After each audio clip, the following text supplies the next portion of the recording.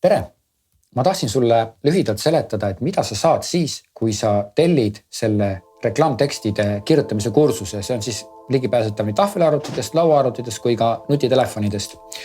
Ja see kursus on siis audioloengutega kursus ja ma olen need 10 teemat, mis ma siin välja olen toonud, olen jaotanud 3-4 loenguks niimoodi, et iga loeng kestab umbes 10 minutit. Seega 10 minutit audioloengut, sa võid selle ära mahutada oma lõunapausi sisse, võib-olla hommikusöörgi sisse või õhtal trenni tehes või lihtsalt siis, kui sõidad näiteks autoga koju, siis üldiselt peaks olema võimalik kuulata terve see minu loeng ära, ilma et sa selle jaoks eraldi kusagilt aega näpistaksid oma igapäevaste tegevuste kõrvale.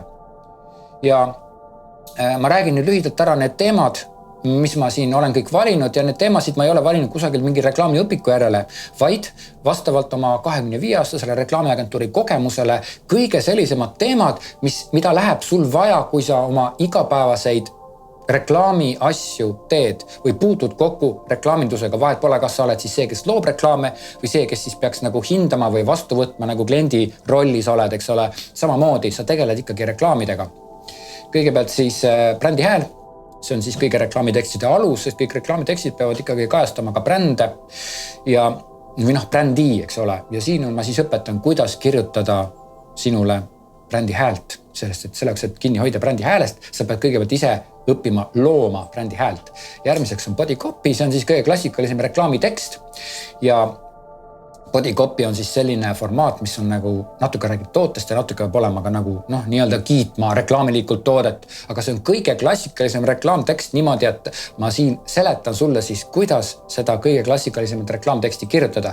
Edasi tuleb brändipõhised reklaamtekstid ja see on selline teema, mis võib-olla natukene kordab eelmise teemasid, aga kuna minu kogemusel on tavaliselt õudselt raske oma igapäevases reklaamitöös kinni hoida tavalistest reklaamitekstides, kinni hoida just nimelt brändist, siis siin ma räägingi sellest, mismoodi oma igapäevases töös reklaamides, reklaamtekstides, postitustest kinni pidada brändist. Ja see on väga oluline, sellepärast, et sa pead oma brändi edasi andma selle jaoks, et see bränd ärgaks ellu ja elaks.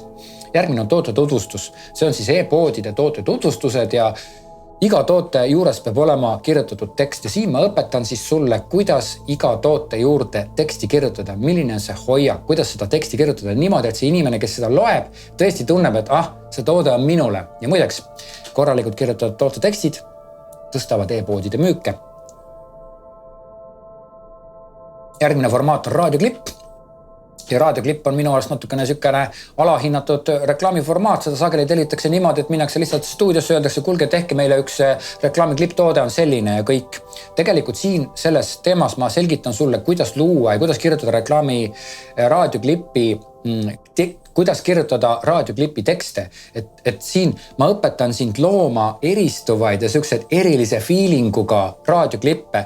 Ma õpetan sind, kuidas valida hääli, kuidas kasutada taustahääli, kuidas kirjutada tekste, kuidas ehitada üles sellist süžeed, mis raadioklipis meelde jääb. Edasi tuleb teleklipp ja siin ma ei saa õpetada siin teleklippe tegema, aga me käsitleme siin selles teemas siis teleklipi idee ja tekstide kirjutamist, sellepärast, et see on täpselt see reklaamitekstide osa selles teleklipinduses ja iga teleklipp peab olema kirjeldatud idee faasis sedasi, et kõik, kes seda hiljem siis, kes sellega tegelevad, et nad siis saaksid täpselt aru, mida sa mõtlesid ja et sinu teleklipp annaks edasi täpselt neid õigeid väärtusid, õiget sõnumit, et see teleklipi süžee oleks muidugi ka meeldejääv, et ta oleks kirjutatud õigesti õigesse formaati, mitte nii, et mees läks poodi ja ostis pudeli piima. Milline mees, milline see pood oli, mis ta seal ma ei tea, piimaleti juures nägi ja nii edasi. See kõik tuleb põhjalikult ära kirjeldada ja luua selline eristuv ja omalaadne teleklipp.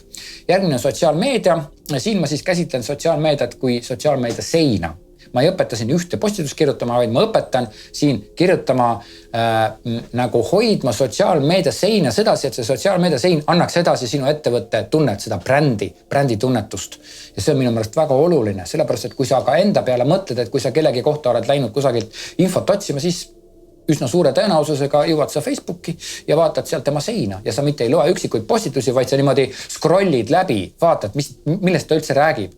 No vaat, täpselt samamoodi otsivad teised sinu kliendid, sinu potentsiaalsed kliendid otsivad sinu ettevõtte kohta infot, scrollides sinu seina, sotsiaalmeedia seina. Järgmine on välimeedia.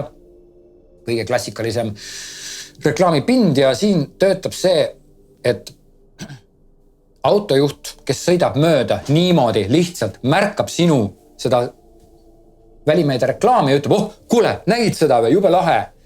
Vaat, kuidas sellist reklaami luua ja siin ma õpetan ja räägin sulle, mismoodi luua seda ääretult suurt, aga samas niivõrd minimalistlikku reklaamiformaati.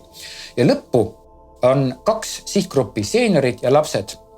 Seenioritele on vaja täiesti teistmoodi läheneda ja lastele on vaja jälle teada väga paljusid asju. Siin ma seletan sulle, mismoodi siis kirjutada reklaamtekste seenioritele ja kuidas siis kirjutada lastele mõeldud reklaamtekste. Ja nüüd sa võiks küsida, et aga kus siis tööealised on, aga kogu see muu loeng ja kogu see muu jutt tegelikult käibki ju tööealiste inimeste kohta. Nüüd ma tegin siia sellesse kursusesse 2 teekonda. Üks on siis iseseisvate töödega teekond ja teine on kuulaja loe teekond. Ehk siis iseseisvate töödega mul on selline kogemus ja mitmekordne kogemus, et juhul kui ma loen selle loengu ära ja inimene saab selle informatsiooni kätte, siis ta peab kohe peale selle informatsiooni kätte saamist, ta peab ise püüdma kirjutada seda sama reklaamteksti, mille kohta ta just loengut kuulis. Ja lisaks sellele, et sa saad kirjutada oma iseseisvat tööd, üks töö igasse loengusse, saad sa ka minu käest tagasiside, et kuidas see sulle õnnestus. Kas sa kirjutasid õigesti seda formaati ja kas sa kirjutasid sellise reklaamteksti, mis nagu päriselt ka töötaks. Nii et sa saad minu käest kohe tagasiside ja mina õpetan ja aitan sind läbi tagasiside, et kuidas saab sinust parem reklaamtekstide kirjutaja. Aga nendele, kes võib-olla ei soovi kirjutada iseseisvat töid, on loodud siis kuulaja loe teekond. Nii et ma väga ootan sind siia sellele kursusele ja teeme selle reklaami asja omale selgeks.